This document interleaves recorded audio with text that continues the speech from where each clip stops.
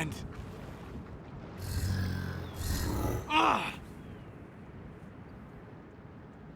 The mages turned your friend into a demon.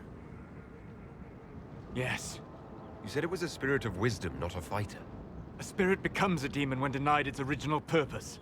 So they summoned it for something so opposed to its own nature that it was corrupted. Fighting. Let us ask them. A mage! You're not with the bandits?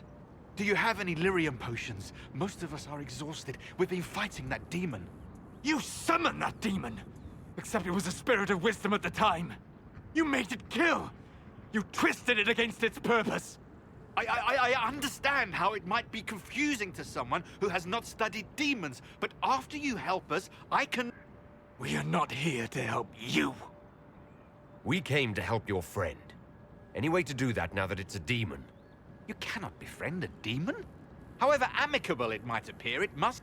Shut up! You summoned it to protect you from the bandits. Yes. You bound it to obedience, then commanded it to kill. That is when it turned. The summoning circle. We break it, we break the binding. No orders to kill, no conflict with its nature, no demon. What? The binding is the only thing keeping the demon from killing us. Whatever it was before, it is a monster now. Inquisitor, please! I've studied rituals like this. I should be able to disrupt the binding quickly. Thank you. We must hurry!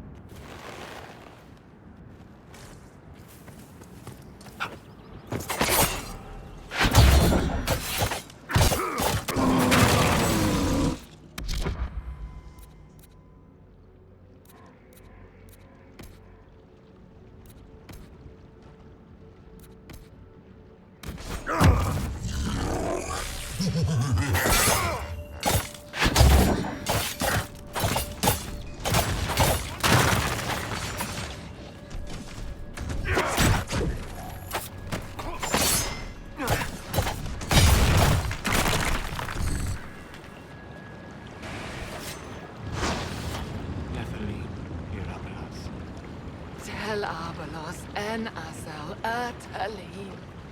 Mamilava halani. Malasuladina das. Magilani medanam. Manuvinin.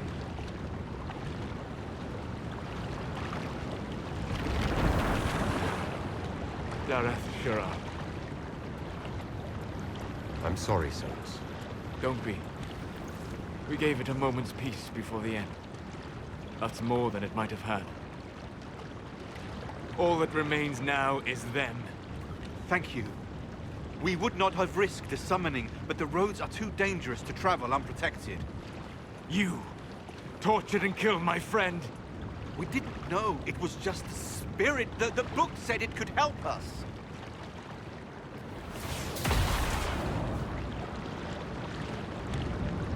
Damn them all. I need some time alone. I will meet you back at Skyhold.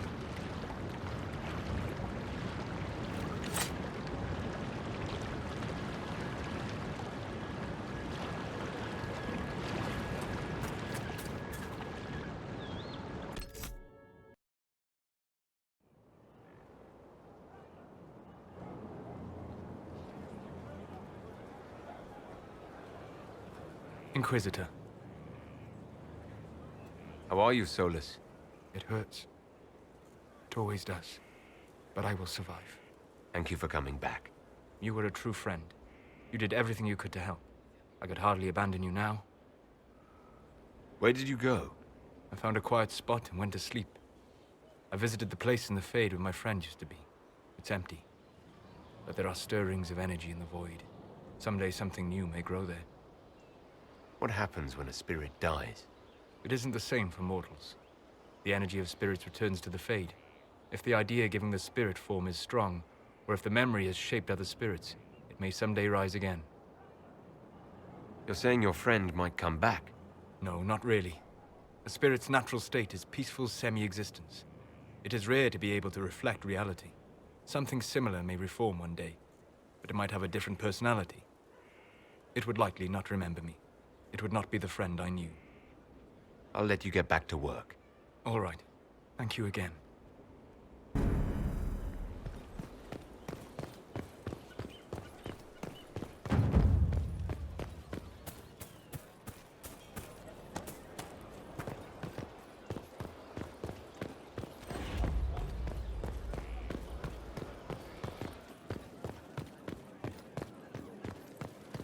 Inquisitor.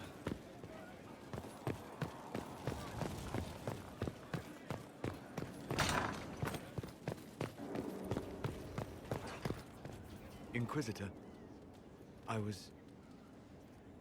Do you have a moment?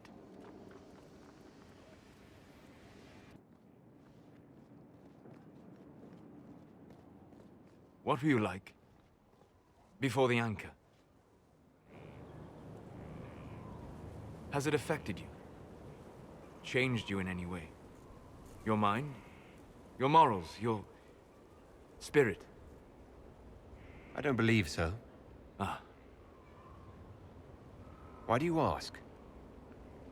You show a wisdom I have not seen since my deepest journeys into the ancient memories of the Fade.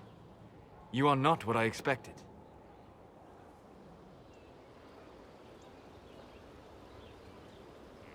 What have I done that's so surprising?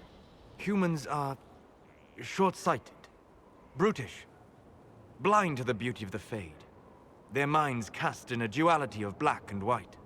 But you have shown a subtlety in your actions. A wisdom that goes against everything I know of your people. I'm just one part of this team, Solus. What about Cassandra or Liliana? Cassandra separates matters of faith from those of the world. And she above all should understand how limited that is. Liliana has a brilliant mind, but her faith was damaged.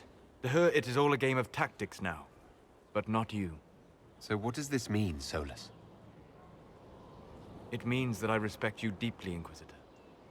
And I have disturbed you enough for one evening.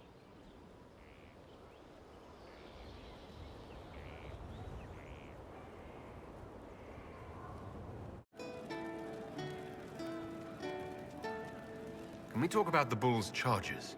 Best company you'll find from here to the Anderfells. In my time with the Chief, we've gone up against everything from bandits to magic trees. We're expensive, but you'll never doubt we're worth it. Want to know anything in particular? Do the charges specialize in anything from a tactical standpoint? Bull doesn't want us large enough to work as an army. We're better as shock troops to skirmishers. We've got archers for hitting enemy infantry, Dalish with more archery, and Skinner and her people on the flanks. Rocky handles fortifications and traps, and Stitches keeps us all fighting. They mostly hold back. I'll lead the frontline fighters with Grim, and the Chief goes wherever he can hit something. You said something about everything from bandits to magic trees. I'll admit to some curiosity. Right. Sylvans. That's what Dalish called them. Apparently spirits can possess trees, too. Some noble in the Dales, and they really don't like it when you call them Dalish nobles, had a haunted forest. His family had abandoned the land, but he wanted it back. The Chief bought us all axes, and in we went. Between the axes and the torches, the Sylvans weren't too bad. Worst part was the squirrels. Are there rules for how mercenaries operate? If you don't want some noble to treat you like bandits, yes. There's also a code of conduct most companies hold to. Keeps things civilized on the battlefield.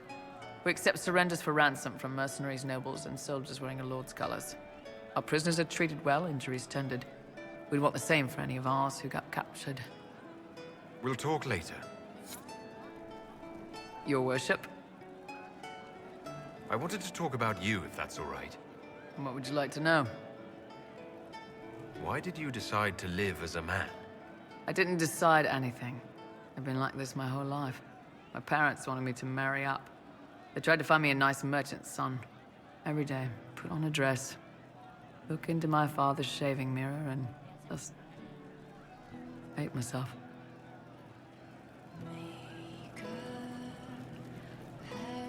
How did your family react when you started? My mother wanted to throw me out. She said if I didn't marry well, I was dooming the family to slavery. She was happy to take the money I set as a soldier, though. Not that it mattered in the end. My father. When I was little, he'd angle his mirror down so I could pretend to shave, just like him. He never said anything, but I think he knew. If you had the chance to use magic, would you change all the way? What? No. I don't want any magic like that within 10 yards of my body. When I was younger, I don't know. Everyone has silly dreams. In Tevinter, dreams like that get you killed. Bull helped me make a good life. Nice armor and a well-placed sock, and I'm happy. What's Tevinter like for a citizen? Someone who isn't a slave or a mage. I'm of the Separati, citizens who aren't mages. Mages are in charge and everyone knows it. But a wealthy merchant can have an easy life. At the low end, people just try to stay out of slavery. My father was a tailor. I joined the army after the Imperial slaves drove him under. How did slaves drive your family out of business? My father made shirts, aprons, that kind of thing. Nothing fancy. One of the magisters had a pet project to prevent the poor from dying of cold in the winter. Nice, right? You get Imperial slaves making simple peasant clothes and selling them for almost nothing. That magister's nice idea put out slave-made clothes at prices my father couldn't match. It sounds like the Magister was doing it out of kindness. That's the worst part of Tevinter. People don't even realize they're taking away your living. That Magister wasn't a terrible person. He probably saved slaves from dying. My father sold himself into slavery. He's one of the Servus Publicus, the Imperium-owned slaves now. You said you left Tevinter when they discovered your secret. Women are allowed to serve, but only in certain ranks and disciplines. I was up for promotion, but the healer I'd bribed to sign off on my physical had to tend to a sick magister. When the replacement healer saw what was or wasn't in my paths, he made threats. It was slavery or death, so I knocked him out and ran. I'm surprised you escaped from the Tevinter Imperium so easily. It's not like I lived in Minrathous. I was in Trevis, not far from the Navaran border. It helped that I was being chased as a deserter, not a runaway slave. Slave hunters only get paid for what they catch. They're efficient bastards. It's against the law to pass as a man. It's a crime to lie on an imperial application for service. Would have been a heavy fine or slavery. 10 silvers, the healer said he'd tell the Tribune I was sick in the head. Some pity for the mad little girl. That was when I hit him. I'd served for a few years. I was good at hitting. We'll talk later. Yeah, always good. I'd like to know more about you, now that you're comfortable. Suppose. It's embarrassing enough now, may as well.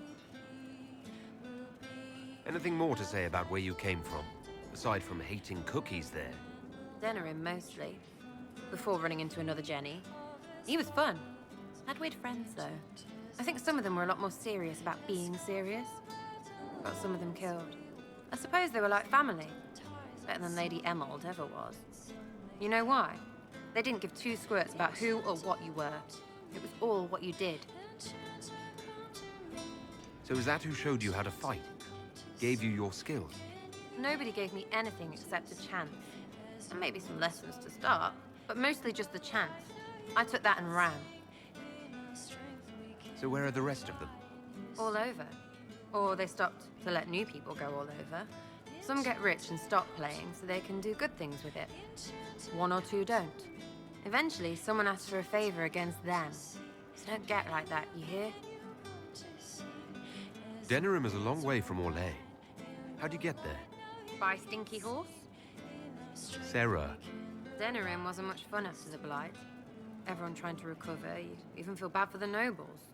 But Val Royeaux, that's a fat city full of fat heads.